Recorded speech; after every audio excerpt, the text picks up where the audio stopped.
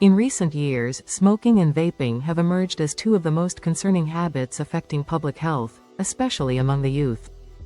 While traditional smoking has long been recognized as a major cause of serious health issues, including lung cancer, heart disease, and respiratory problems, the rise of vaping as a supposedly safer alternative has introduced a new set of dangers that are now being thoroughly examined and questioned by researchers and medical professionals alike.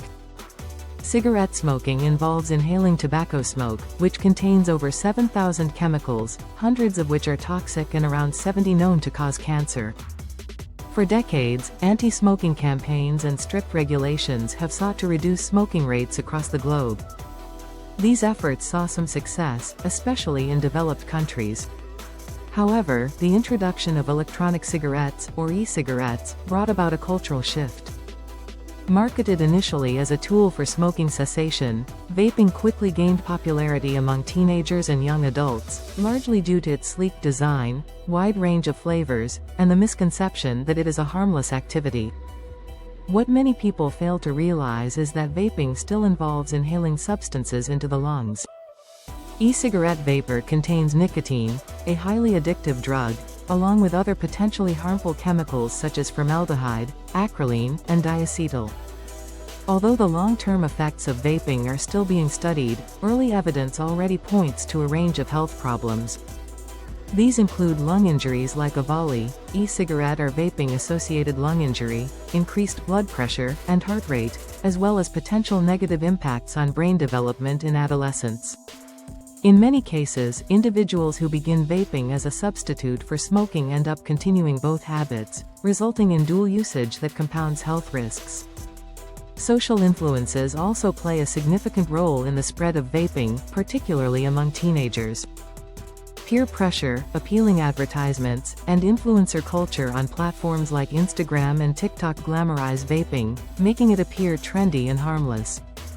As a result, even those who would never consider lighting a cigarette are drawn into the vaping world, not fully understanding the addictive nature of nicotine and the possible consequences.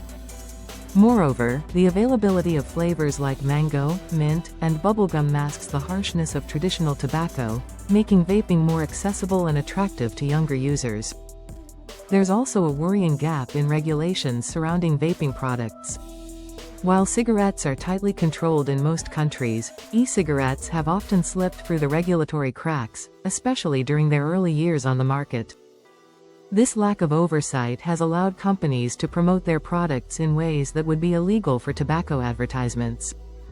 Additionally, the safety and quality of the devices and liquids used in vaping vary greatly, sometimes leading to malfunctioning devices or contaminated substances that increase the risk of injury. Furthermore, the addictive grip of nicotine cannot be underestimated. Both smoking and vaping create strong dependencies that are difficult to break. For many, quitting either habit involves multiple attempts, often requiring behavioral therapy, support groups, and nicotine replacement treatments.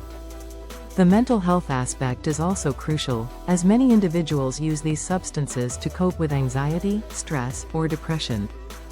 However, nicotine use can actually worsen these conditions over time, creating a cycle of dependency and deteriorating well-being. In conclusion, while smoking has long been known for its dangers, vaping has introduced a new set of health risks that are rapidly coming to light. The idea that vaping is a harmless alternative is not only misleading but dangerous. As more evidence emerges, it becomes increasingly clear that society must treat vaping with the same caution and seriousness as traditional smoking.